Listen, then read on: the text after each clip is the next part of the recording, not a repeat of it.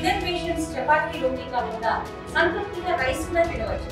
Doctor rice, sugar free rice, doctor rice, diabetic rice, sugar పెంచని బియ్యం, doctor rice.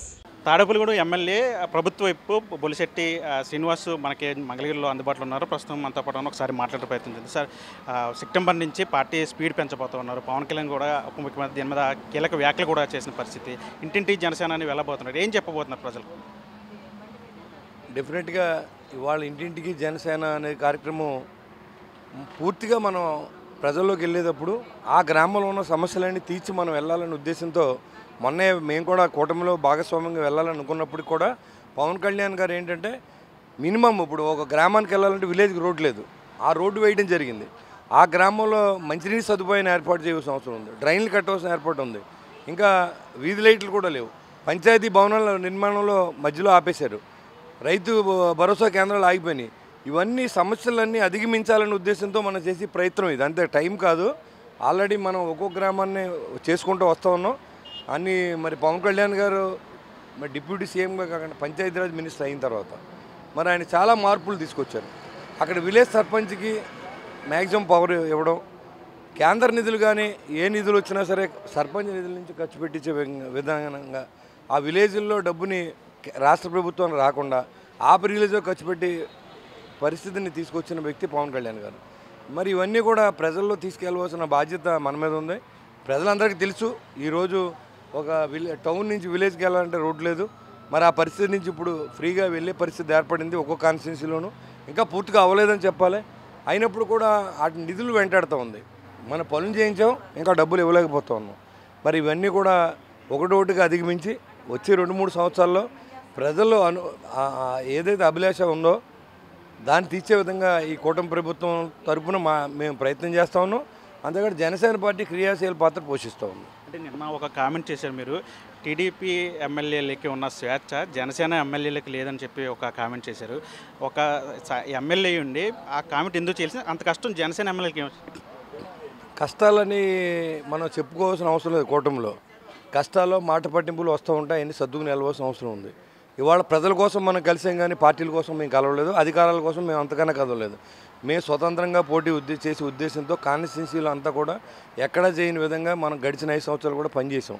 కాబట్టి మనకు మ్యాండేట్ ఇచ్చారు, మనం గెలిచిన తర్వాత కూడా నేను ఏంటంటే సమాంతరంగా ఉండాలంటాను. నేను ఇప్పుడు మా మీద ఒక అజమాయిషి ఇన్ఛార్జి మీద పెడతారు, లేదా జిల్లా మంత్రి ఉంటాడు, జిల్లా ప్రెసిడెంట్కి పదవులు ఇచ్చారు, వాళ్ళందరూ మాకు ఫోర్స్ చేస్తూ ఉంటారు, మీరు అది చేయాలి ఇది చేయాలి మామూలు కాదని. కానీ జనసేన పార్టీ జనసేన ఉన్న చోట అక్కడ టీడీపీ ఎమ్మెల్యే ఉంటే మా దగ్గరికి వచ్చి అందరూ కూడా మమ్మల్ని ఏం పట్టించుకుంటలేదండి, మమ్మల్ని పిలవట్లేదండి అని వాళ్ళు అంటున్నప్పుడు మరి మాకు నెగ్గిన 21 కాన్స్టిట్యున్సీలు మేము వాళ్ళ సమాంతరంగా మాతో పాటు మర్యాద ఇస్తున్నప్పుడు మా జనసేనకి కూడా ఇవ్వాలనేది వారి ఆలోచన తప్ప మనం వేరే నన్ను అసలు ఎవరో ఇబ్బంది పెట్టలేరు.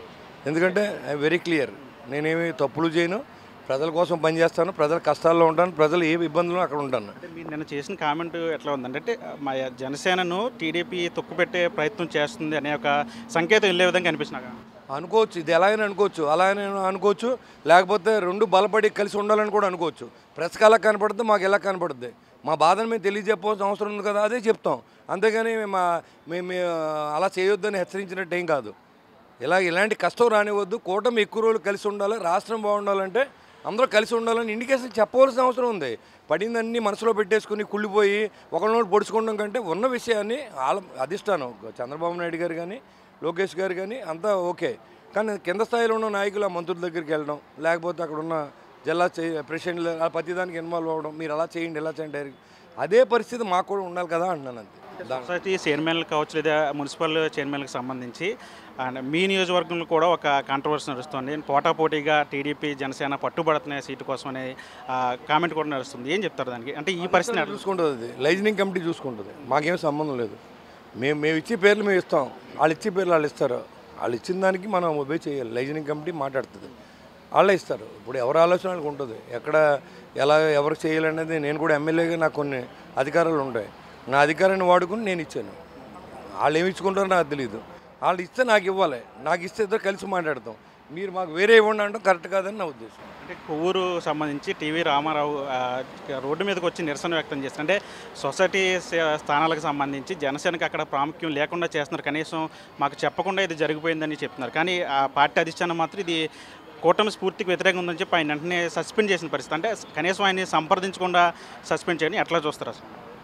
నేను ఒకటే అడుగుతున్నాను మిమ్మల్ని, పిఠాపురం వర్మ గారు రకరకాల ప్రయత్నాలు చేస్తూ ఉన్నాడు అక్కడ.